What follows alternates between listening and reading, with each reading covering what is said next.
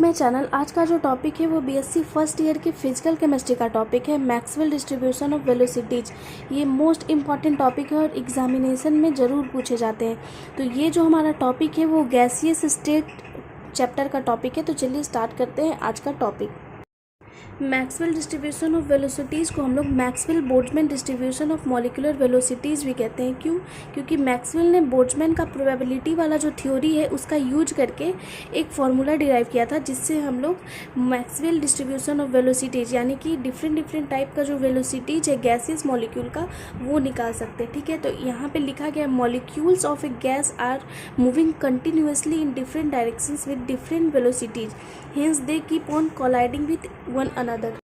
Gas के जो molecules होते हैं वो मूव करते रहते हैं continuously in different direction with different velocities. यानी कि अगर एक कंटेनर है, ठीक है, इसमें अगर गैसियस मॉलिक्यूल्स है तो ये कंटिन्यूसली मूव करते रहेंगे अलग अलग डायरेक्शन में और अलग अलग वेलोसिटी इनका होगा। ठीक है, जिसके कारण ये क्या करेंगे, एक दूसरे से कोलाइड करते रहते हैं, एक दूसरे से मॉलिक्यूल कोलाइड करते रहेंगे। इसी चीज़ को यहाँ पे लिखा गया। As a result of collision, not only does the velocity change in the molecules, but their direction of motion also changes.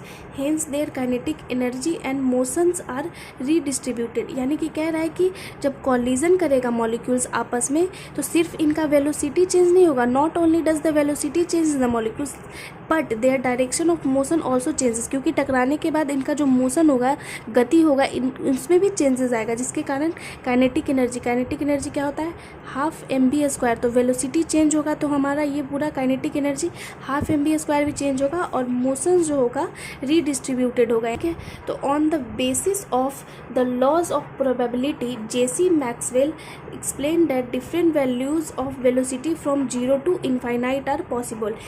Means JC Maxwell जो थे वो लॉ ऑफ प्रोबेबिलिटी के बेसिस पे क्या किए, एक्सप्लेन किए डिफरेंट वैल्यूज़ ऑफ वेलोसिटी। यानी कि जो हमारा गैसियस मॉलिक्यूल है उसका जो वेलोसिटी का जो वैल्यू है वो कहाँ से कहाँ तक हो सकता है, तो 0 से इनफाइनाइट, यानी लोअर टू हायर, लोअर 0 होगा और हायर इनफाइनाइट आर पॉसिबल, मतलब संभव है।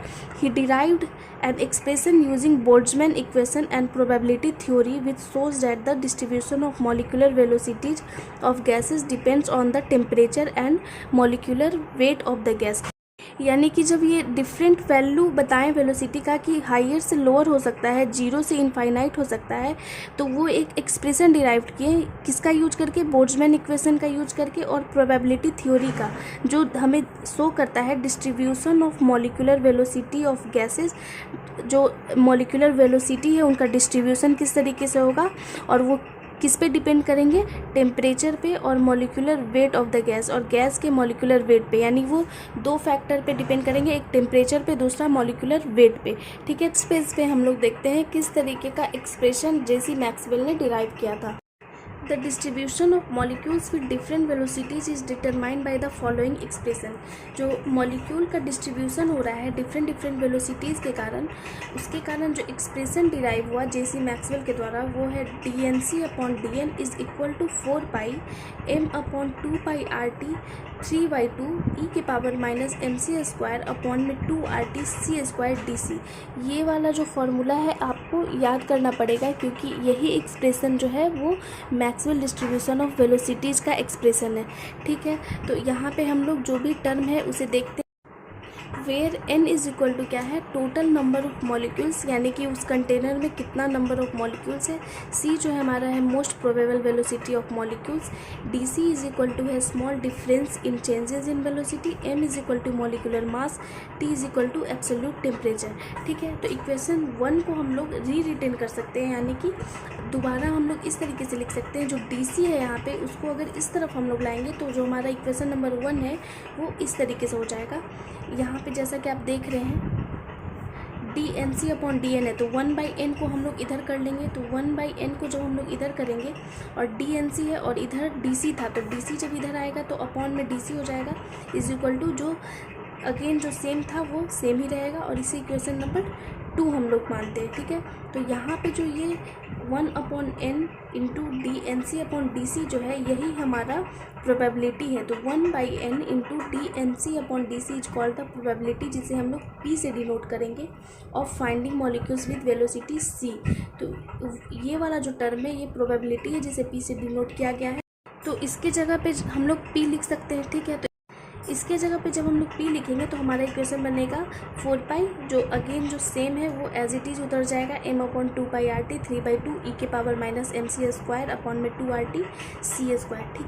इस इक्वेशन को जब हम लोग ग्राफ पे प्लॉट करते हैं तो ग्राफ पे कैसे प्लॉट होगा, जो मैक्सवेल डिस्ट्रीब्यूशन ऑफ वेलोसिटीज है, एक second sorry, Maxwell distribution of velocities can also be easily represented by graph. Graph जो प्लॉट होगा वो प्रोबेबिलिटी वर्सेस वेलोसिटी का ग्राफ प्लॉट होगा। तो जब ग्राफ प्लॉट करते हैं तो इस तरीके का एक कर्व मिलता है। तो जो कर्व मिलता है तो ये जो हमारा मैक्सिमम है, तो मैक्सिमम वैल्यू क्या होगा, अल्फ़ा होगा, और अल्फ़ा को हम लोग मोस्ट प्रोबेबल वेलोसिटी कहेंगे। इस ग्राफ से कुछ कंक्लूजन निकलता है जिसे हम लोग 1 बाय 1 डिस्कस करते हैं। The following conclusions are obtained from this graph, ठीक है। पहला जो कंक्लूजन है वो कहता है the fraction of molecules. Fraction of molecules को हम लोग प्रोबेबिलिटी के नाम से भी जानते हैं, ठीक है। तो यहाँ पे कंफ्यूज नहीं होना है, fraction of molecules is known as probability. तो the fraction of molecules with very low और very high speed is very low. Fraction of molecules का जो वैल्यू है वो बहुत ही लो होगा, वेरी लो होगा। जैसा कि आप देख रहे हैं यहाँ पे वेलोसिटी वेरी लो है, ठीक है, और यहाँ पे वेलोसिटी वेरी हाई है। तो क्योंकि ये वेलोसिटी है, इस एक्स एक्सिस पे वेलोसिटी है, तो ये वेरी हाई वेलोसिटी हो गया, ये वेरी लो वेलोसिटी होगा। तो इस दोनों वैल्यू पे आप देख रहे हैं प्रोबेबिलिटी का जो वैल्यू है वो बहुत ही कम है। तो इसी चीज़ को यहाँ पे दिखाया गया है, the fraction of molecules with very low और very high speed is very low, ठीक है। सेकेंड जो पॉइंट है वो कहता है the fraction of molecules possessing higher and higher speeds goes on increasing till it reaches the peak and then it start decreasing. कह रहा है कि स्पीड हम लोग बढ़ाएंगे तो ये हाइयर और हाइयर बढ़ते जाएगा और एक ऐसा समय आएगा जहाँ पे ये पीक पे पहुँच जाएगा, यानी कि मैक्सिमम हो जाएगा, और उसके बाद डिक्रीज करना स्टार्ट हो जाएगा, ठीक है। तो उसी चीज़ को सेकेंड पॉइंट में बताया गया है ग्राफ को। थर्ड है जो हमारा the maximum fraction of molecules poses the speed corresponding to the peak in the curve. The speed corresponding to the peak in the curve is referred to as the most probable speed। यानी कि कह रहा है जो maximum fraction of molecules का जो value है, ये जो मैक्सिमम है हमारा, यहाँ पे जैसा कि आप देख रहे हैं डॉटेड लाइन से दिखाया गया है। तो जो मैक्सिमम फ्रैक्शन ऑफ मॉलिक्यूल्स है वो क्या है, corresponding to the peak in the curve। Curve का वो पीक है, और इस कर्व को हम लोग रेफर्ड कर रहे हैं मोस्ट प्रोबेबल स्पीड से। इसे आप मोस्ट प्रोबेबल स्पीड कह लीजिए या मोस्ट प्रोबेबल वेलोसिटी कह लीजिए, ठीक है। तो इस ग्राफ से हमें 3 बात का पता चलता है, जैसा कि आप यहाँ पे देखिए 1 बाय 1 हमने आपके साथ डिस्कस किया। नेक्स्ट हम लोग देखते हैं, नेक्स्ट है effect of temperature on Maxwell distribution of velocities. यानी मैक्सवेल डिस्ट्रीब्यूशन ऑफ वेलोसिटीज़ पे टेम्परेचर का क्या इफेक्ट पड़ेगा हम लोग ग्राफ के थ्रू समझ सकते हैं। तो यहाँ पे 2 टेम्परेचर है, T2 और T1। T2 का जो वैल्यू है वो T1 से हाइयर है, तो T2 is greater than T1। तो जैसा कि आप यहाँ पे देख रहे हैं T1 पे जो हमारा कर्व है वो इस तरीके का है, और T2 पे जो हमारा कर्व है इस तरीके का है, ठीक है। और जो ग्राफ प्लॉटेड है वो प्रोबेबिलिटी वर्सेस वेलोसिटी का ग्राफ है। तो यहाँ पे T2 वाले कर्व को इस तरीके से दिखाया गया है, और इसका जो मोस्ट प्रोबेबल वेलोसिटी है वो अल्फ़ा 2 है, और T1 का कर्व इस तरीके से है, और इसका मोस्ट प्रोबेबल वेलोसिटी अल्फ़ा 1 है, ठीक है। और ये हमारा फ्रैक्शन ऑफ मॉलिक्यूल्स T2 के लिए F2 है और T1 के लिए F1 है, ठीक है। तो यहाँ पे फिगर में लिखा गया है मैक्सवेल डिस्ट्रीब्यूशन ऑफ वेलोसिटीज है 2 डिफरेंट टेम्परेचर। यहाँ पे हम लोग देखते हैं विथ इंक्रीज ऑफ टेम्परेचर, यानी कि जैसे जैसे टेम्परेचर बढ़ता है किस तरीके का कर्व मिल रहा है उसके बारे में बताया गया। तो फर्स्ट जो पॉइंट है हमारा, the peak of the curve shifts forward, यानी कि जो टेम्परेचर हाई करेंगे, तो यहाँ पे टेम्परेचर हाई किसका है, T2 का है, तो इसका जो कर्व कैसा शिफ्ट हो गया, फॉरवर्ड शिफ्ट हुआ है, क्योंकि T1 का कर्व इस तरीके से है और T2 का कर्व आगे की ओर चला गया। तो इसी पॉइंट को फर्स्ट में लिखा गया, ठीक है। सेकेंड जो हमारा पॉइंट है वो कहता है the peak of the curve shifts downward and is flattened. जो टेम्परेचर इंक्रीज हुआ तो क्या हो गया, जो पीक है, कर्व का जो पीक है वो डाउनवर्ड शिफ्ट हुआ है और फ्लैटेंड है। इसका कर्व आप देख रहे हैं फ्लैटेंड नहीं है, लेकिन T2 पे जो कर्व बना है हमारा फ्लैटेंड है और डाउनवर्ड शिफ्ट है T1 के कंपेयर में।